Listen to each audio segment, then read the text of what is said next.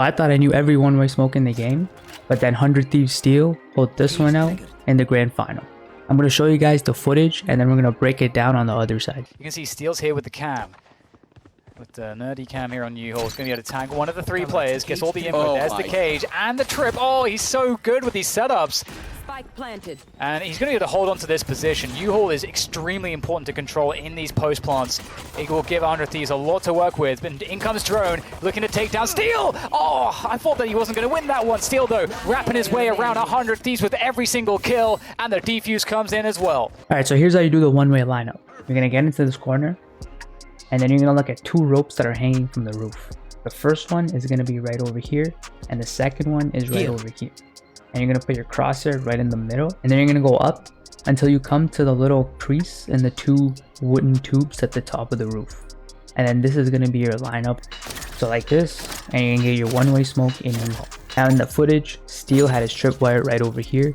But one important thing to remember with this one-way is that the chances of you actually getting a kill with it is pretty low, simply because most people nowadays are not going to push a one-way smoke. But that's perfectly fine because Steel didn't get a kill with that one-way smoke either. But he was able to prevent a push into U-Haul, which gave his team time to rotate from the B site. And without U-Haul control, they got pinched in A short over here. TSM was just kind of stuck there in short A. And because there was pressure over here from mid, Steel was able to loop around, get picked from behind, and they were able to get the defuse off. This one-way smoke is really powerful simply because it prevents control of U-Haul by the enemy team. And without U-Haul control, A site is very easy to retake. Alright, so the next play is going to take place in Haven C site and Garage. And this is probably going to be the best team play of the tournament. Keep in mind that this is going to be a 2v5 situation with Steel and Nitro on defense, and there's going to be 2 people attacking Garage and 3 people attacking Long C. You're going to hear the commentator say, I don't know how they're going to manage this, but they manage it pretty well.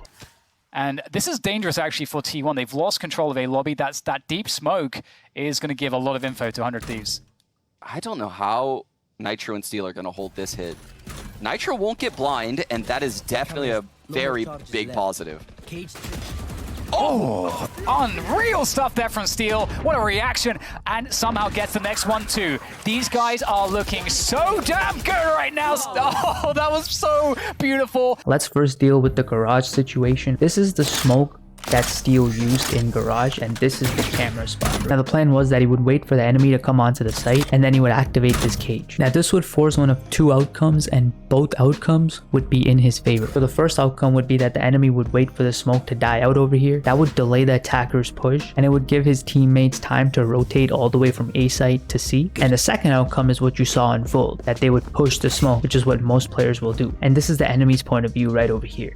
This looks like a very welcoming smoke because there's this wide open gap and it's tempting to push it. So they would generally clear a window and they would wide peek connector over here. When they do that, Theo was right over here and he knew that there was that gap on that left side.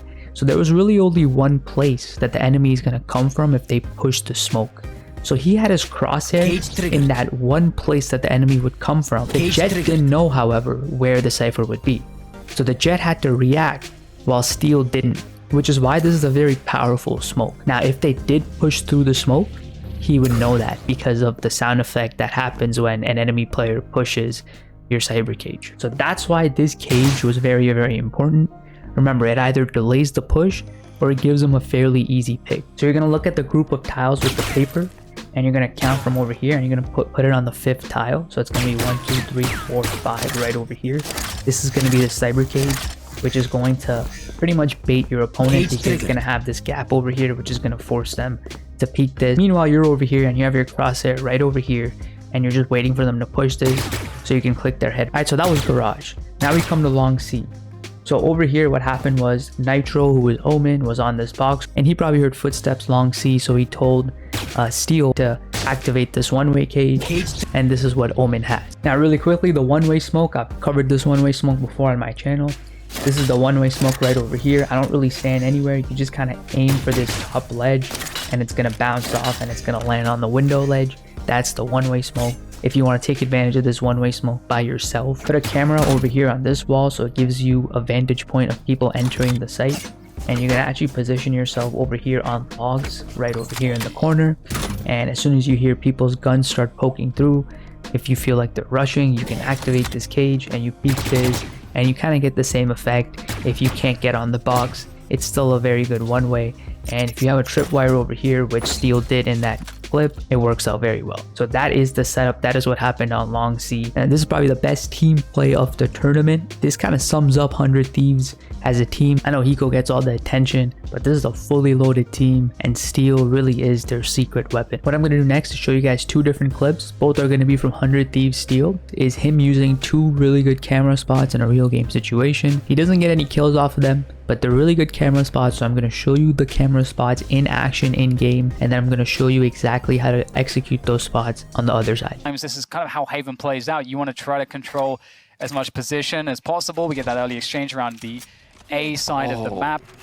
He doesn't know. Oh no, he doesn't know that the nerd cam is on the roof. Here. Look at this cam spot. Scott thinks it's at the box.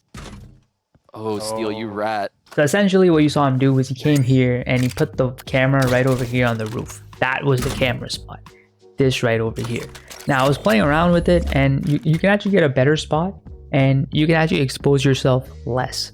So like right here, you've exposed yourself quite a bit. So if you're jumping and someone peeks, I mean, it's GG. So instead what you could do is, instead of exposing yourself this much, you can actually just expose yourself this much and you can put it over here on the roof. Now it's not going to be right above them, but it's still going to be a very nice spot. So this is what you're going to get. You do this and you jump, and this is what you end up getting. So you get all this cover right over here, you get this shadow, and meanwhile you can see all this very nicely. This is the camera spot that I'd prefer to do because it exposes you a lot less compared to doing the other one, and it's still essentially the same effect because they actually ended up finding the other one as well. It was coming through along with a triple teleport. Luckily they're going up long. This is a perfect read. How is Steel going to react to this? And Spider's in showers, so there is the option to go back through the TP if they have a lot of trouble on this B site. They may try to really sell the rotation and get a couple kills before going for that, but the site's been given. Alright, so the camera spot you saw on Bind from Steel was right over here. Get on this box, and you're simply going to look over here like this. This is the camera spot that he used during that round. He kept checking this again and again to make sure that no one was coming into hookah. One of the important things he did there though was when he realized that they were coming from long B and that they weren't coming from hookah, he actually rotated into hookah and he took this off angle position over here. He unfortunately lost the fight to the solo, but this is a good position and it's something that you should do. You should always try to take up free space that your opponent is giving you, and that's exactly what he did there. And you always have this camera over here to make sure that no one's going to come from behind you. If you like this pro Cypher analysis, I highly recommend you check out all these other videos over here. I analyze players like Dapper, Genji's Player 1, and many more. Also remember guys, I'm always doing these Cypher setups live on Twitch. Go give that a follow. All links are in the description down below. And as always boys, stay spicy.